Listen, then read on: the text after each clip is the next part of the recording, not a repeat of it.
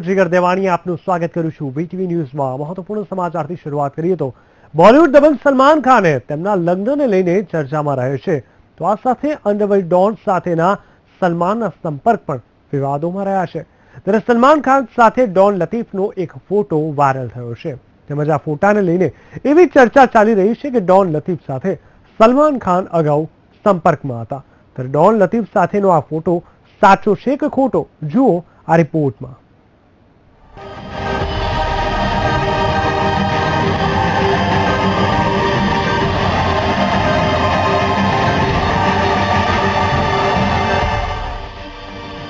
Don Latif સાથે Salman ખાનનો photo social મીડિયામાં થયો વાયરલ।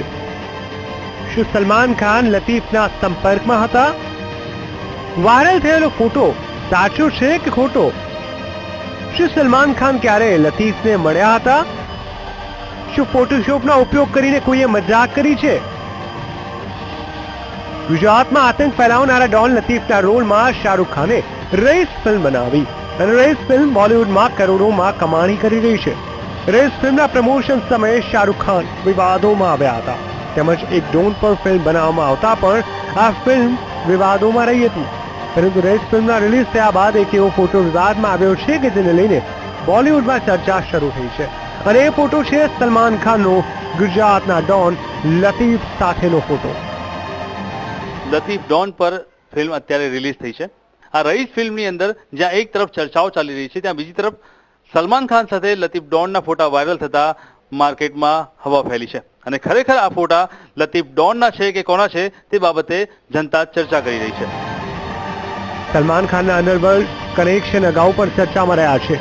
બોલિવૂડમાં સલમાન ખાનના વિવાદિત કનેક્શનને લઈને દબંગ ખાનને ઘણી મુશ્કેલીઓનો પણ સામનો કરવો પડ્યો હતો, તેમજ બોલિવૂડ ફિલ્મ ચોરી ચોરી ચુપકે ચુપકેમાં અંડરવર્લ્ડ ડોન દાઉદ ઇબ્રાહિમને રૂપિયા લગાવવામાં આવ્યા હોવાની પણ ચર્ચા હતી।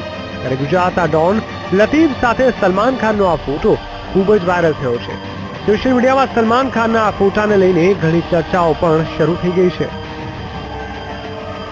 આ વાયરલ થયેલા ફોટામાં એવો દાવો કરવામાં આવ્યો છે ડોન લતીફ સલમાન ખાનને ગળે મળે છે, તેમજ ફોટામાં સલમાન ખાન કોઈ ખુરશી પર બેઠા છે અને કેમેરા સામે જોઈ બોલી રહ્યા છે કે તેમજ તેમની સામે પડેલા ટેબલ પર 3 કપ પડેલા છે અને બાજુમાં સ્પ્રાઇટની બોટલ પડેલી જોવા મળે છે। ફોટો જોતા એવું લાગે છે કે આ કોઈ પાર્ટીનો ફોટો છે, તેમજ ડોન લતીફ પાછળની આવીને સલમાન ખાનને ભેટી પડ્યા હોય તેવું જણાઈ રહ્યું છે। પરંતુ ફોટોને લઈને કરવામાં આવેલો આ દાવો સાચો છે કે ખોટો તે એક સવાલ છે। વીટીવીની ટીમ દ્વારા વાયરલ ફોટાની પડતાલ કરવામાં આવી હતી અને એ જાણવાનો પ્રયાસ કરવામાં આવ્યો હતો। સૌપ્રથમ વીટીવીના સંવાદદાતાએ ડોન લતીફના પુત્ર સાથે સંપર્ક કર્યો હતો, તેમજ તેમને વાયરલ ફોટો બતાવવામાં આવ્યો હતો અને આ ફોટો સાચો છે કે ખોટો તે જાણવાનો પ્રયાસ કરવામાં આવ્યો હતો। એ મારા ફાધરનો ફોટો જ નથી, થોડુંક ચહેરો થોડોક મિલે એટલે એ લોકોએ કોઈ વાયરલ કર્યું છે કે ભાઈ આ લતીફભાઈ છે, પણ લતીફભાઈ નથી। અચ્છા, ખરેખર તમારા ફાધર છે? ના, નથી। તમારા ફાધરને શોખ હતો આવો કોઈ? ના, કઈ કોઈ શોખ નહીં। ના, કઈ વીટીવી પડતાલમાં અમુક બાબતો સામે આવી, જેમાં ડોન લતીફના પુત્રએ જણાવ્યું કે તેમના પિતાને બોલિવૂડ સ્ટાર સાથે ફોટા પડાવવાનો કોઈ શોખ ન હતો, તેમજ તેઓ ગૌવર્ણ રંગના હતા। ત્યારે ફોટામાં જે વ્યક્તિ સલમાન ખાનને ગળે મળી રહ્યો છે તેનો રંગ કાળા રંગનો છે, તો બીજી બાજુ ડોન લતીફને ડાબી બાજુ પાથી પડતી હતી। જ્યારે વાયરલ ફોટામાં એવું કંઈ જોવા મળતું નથી।